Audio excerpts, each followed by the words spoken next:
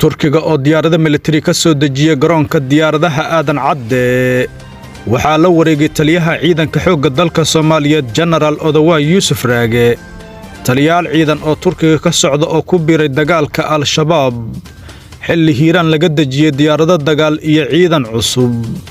go'aanka dawladda Turkiga waan eegi doonaa iyo guusha ciidamada dagaalka ka holcaya gobolka Hiiraan oo wiji cusub yeeshay dawladda Turkiga oo ku biirtay una sheegtay dawladda in dagaalkan uu yahay mid aan indhaha laga fiirsan karin maxaa qasaaraha oo ka dhashay dagaalka dhowrka toddobaad soconaya yaa ku awood sareeya ilaa iyo hadda labada dhinac waa Al-Shabaab iyo ciidanka dawladda maxaase ka jira Mareykanka in uu codsaday dagaalkaasi in laga qayb galiyo waa war degdeg ah iyo hayaanka news fadlan haddii aad ku cusub tahay page-keena Facebook follow soo dheh muuqaalkan like saar siina share garay si saaxiibo badan oo sidaadoo kale ay u gaaraan wararka degdega iyo warbixinada xasaasiga ah ee aan halkan ku soo gudbinno aad baad u mahadsantiin dhammaantiin muuqaalkan like saara waa muhiim waxaan ku bilaabayaa dawladda Turkiga ayaa saacadihii la soo dhaafay garoonka diyaaradaha aadan Cabdulle Cusmaan aadan cadde waxa ay ka soo dejisay diyaarado militari oo ay ugu deeqday dawladda federaalka Soomaaliya munaasabad kooban oo ka dhacday gudaha garoonka diyaaradaha waxa ka qayb galay saraakiil ka tirsan ciidanka xoogga dalka Soomaaliyeed oo uu horkacay taliyaha ciidanka xoogga dalka Soomaaliyeed General Odawaye Yuusuf Raage waxa uu si toos ah dawladda Turkiga ugala wareegay diyaaradahaasi nooca dagaalka ah oo haatan la sheegay in Turkiga uu ugu talagalay in uu uga qayb qaato howlgallada dalka ka soconaya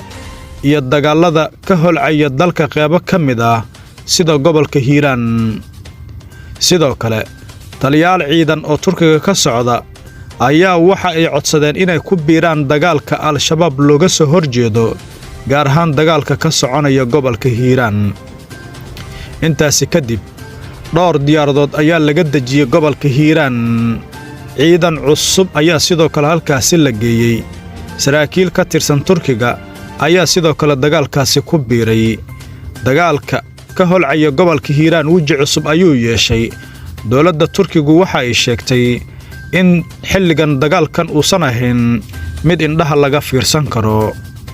sidoo kale qasaare kala duwan ayaa ka dhashay dagaalkan dhowrka toddobaad soconaya ilaa iyo haatanna ma jirto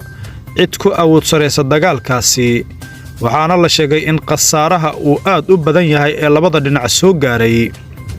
intaasi kadib dawladda Mareykanka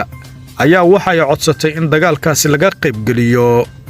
maadaama taliyaha Africom ninka cusub ee dhawaan loo magacaabay xilkaasi uu booqasho rasmi ah ku yimid magaalada caasimadda ee Muqdisho taliyaha Africom waxa uu sheegay in xilligan dawladda federaalka Soomaaliya looga baahan yahay in dagaalka ay ka qayb galiso dhinacyada kala duwan ee taageerada siiya ciidamada dawladda federaalka Soomaaliya taliyaha Africom ee cusub waxa uu sheegay in howlgalkan uu yahay howlgal aad u qaraar isla markaana dawladdu ay u baahan tahay in gacan laga siiyo mas'uuliyiin kala duwan oo ka tirsan dawladda ayuu kula kulmay Muqdisho waxaa ka mid ah dadka uu la kulmay wasiirka gaashaandhigga iyo sidoo kale taliya ku-xigeenka ciidanka xoogga dalka Soomaaliyeed maadaama taliyaha ciidanka xoogga dalka Soomaaliyeed uu ku maqan yahay howlgallada iyo dagaalada dalka ka soconaya haddaba diyaaradahan dawladda Turkigu ay ugu deeqday dawladda federaalka Soomaaliya